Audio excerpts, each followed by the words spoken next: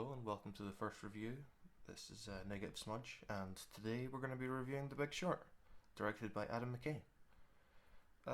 It's a film that focuses on the fall of the housing market in the mid 2000s and the loser oddballs who predicted it.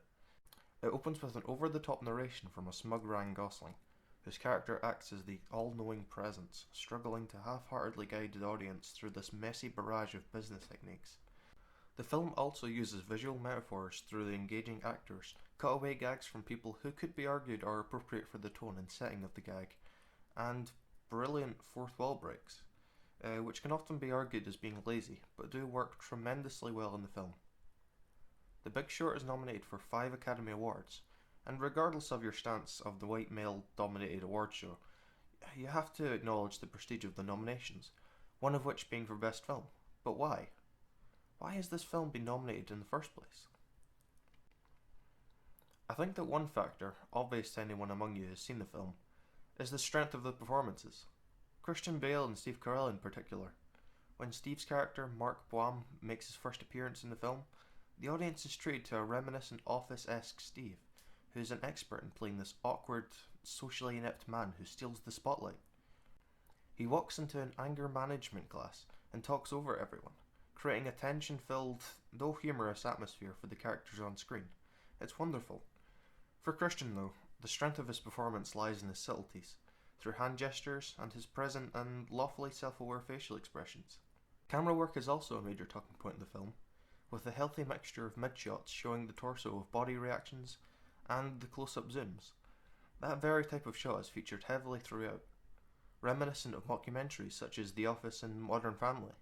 The shot, to me anyway, is aesthetically pleasing and adds to the effect of the audience being in on a joke or an elephant in the room that the characters on screen are either reacting to or are blissfully aware of. Beyond this heap of praise, the plot, while containing a heap of hazy character motivations and a bombardment of messy, unwanted statistics, Adam keeps the majority of it concise, with the real nitty-gritty human elements of the film being standout points.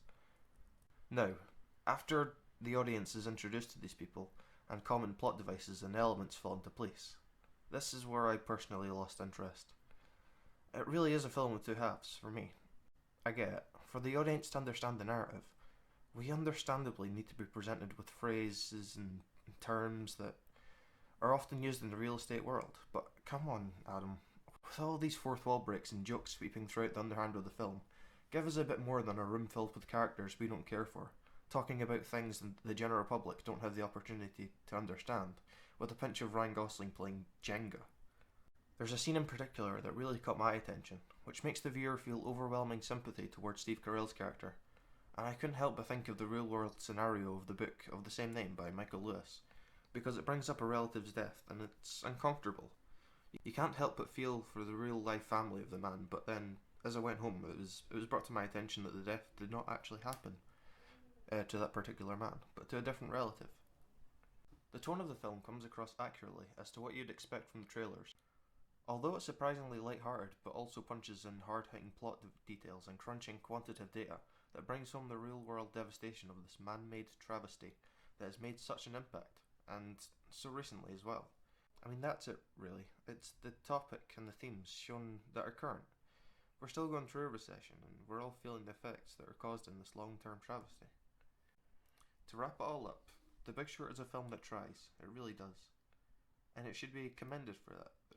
Of course, there's nothing really wrong with it, but I just feel like it could have taken a different approach to certain aspects. I give it a 5 out of 10.